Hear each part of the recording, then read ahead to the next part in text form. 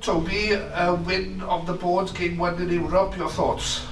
Yeah, pleased. Obviously, same opposition 2 weeks in a row. It's like Europe of old, but just one happens to be in a different competition.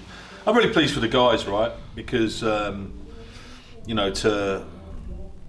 perform like they did, being at home was great, and respond to disappointment from last week. I know it was a different side, but, we win as a group and we lose as a group and we improve as a group and with disappointment as a group. So, we feel it a little bit, but to turn that around into a positive European experience, in an interesting block for us, right? 2 Europe, 2 Christmas or New Year's derbies, 2 Europe.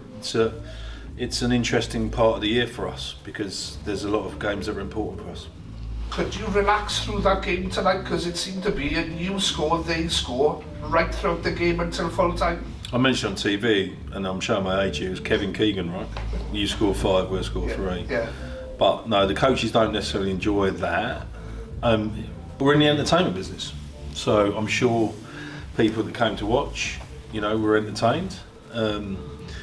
As coaches, you probably want to interrupt that a little bit and make it a bit more straightforward. But what a level of entertainment that was for people. It was just, it was a shame, there weren't a few more people to watch it. But if we keep playing, then I'm sure they'll come and watch. And how big is that sort of lineout, driving more to the line?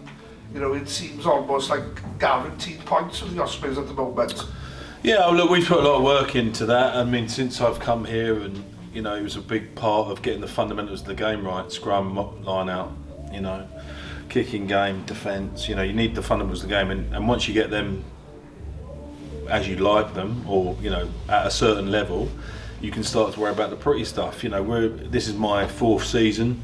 We're probably a little bit further down the line. There's enough. We won't go over the reasons why it slows down and bits and pieces. We'll be here for a long time, but we always want to make sure that we've got good fundamentals of the game, because that's what I believe in. That's what the team believe in. That's what the coaches believe in. We've got Richard Kelly from a line-out point of view, Duncan Jones from a scrum point of view. They both work together well as a pair. We've got 2 coaches in the area, and it's something that's important to us. So to see it function like that, you don't always get your own way, but to see it function like that against a big physical team that went 6-2 on the bench is something that we should be pleased about. But we go to Montpellier next week, where they don't get any bigger, and the crowd's pretty hostile. We found that last year when we went there. It's a different challenge next week, so we've got to keep embracing the challenge. We will obviously get the headlines, and rightly so, for scoring 4 tries, but all the forwards scoring tries, scoring the tries tonight, again, an example of how powerful it is, and I'm sure Dewi would be the first to acknowledge the collective effort. Yeah, I mean, you've got to stress defences in order to get into those line-out opportunities, right? And the backs will be first to tell me that they've joined those mauls to it, and look, we've done that, a lot of teams do it, So it's physics, basically, and it's who is at the back there, and done it with Kieran Williams before. He's got a very good strike rate. So yeah, it's something that we've coached and we cherish.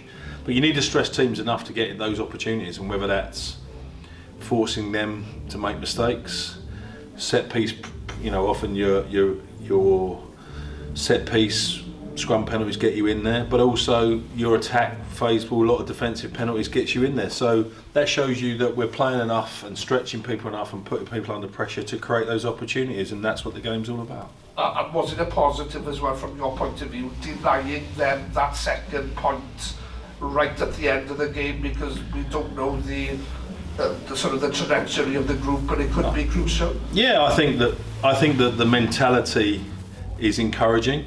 We've talked about cup rugby, and this is what we're in, right? Cup rugby, Europe is basically cup games, because there's only 4 of them. There used to be more, but there's now only 4. So it's almost like a cup final every week to get yourself to the knockout stages. So it's important to try and manage the opposition as well within that. Win and deny them is an important thing. It used to be win at home, try and pinch one away and get losing bonus points. Yeah. And I think that's, it's still going to be there. Those things are still a factor. So to take a point away from them is pleasing, and it shows a little bit of ruthless mentality that in the moment they could just think about that and not just be euphoric about winning. They could have easily kicked it off, but to have that forethought to think about, right, we can get a little bit more out of this, bodes well for us. You mentioned the opposition next week. You've kind of been there, done that, got the t-shirt last year, so you know how to do a job on them, don't you? Yeah, well, different team, different coaches, you know, and there's the one thing in France, you know, there's a lot of transition, you know, so I don't think you can read too much. I understand why people, the TV asked me the same question, right? So, you know, they've got their own, you know, things to deal with, you know, where they are in the league, you know, different coaches, new coaches coming in.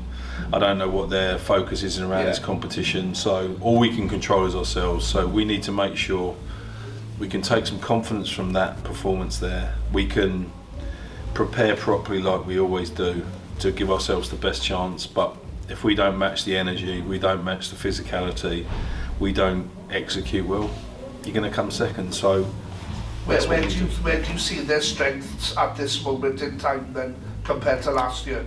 Well, I mean, we've had a primary look, you know, as coaches, and obviously we keep the players clear until, and we'll obviously see how they go against Newcastle and see what we can glean from that.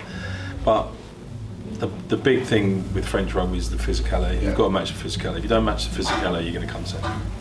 You mentioned in the past about you know, people on social media having a go at you when results don't go your way. Since then, we've had like the England captain come out. The referees at the highest level taking a break. You know, have we reached a tipping point in terms of, you know, what people are allowed to do and to say without any sort of comeback? I mean, I think it's a really difficult question to answer. You know, I can give my opinion on it. I think that there's certain, you know, factions think that they've got a right to say what they want, but I probably think about it around as humans after all, right? Yeah. Whatever happens, the human fact, irrespective of the sport, and I understand sport's a motive, I understand that completely.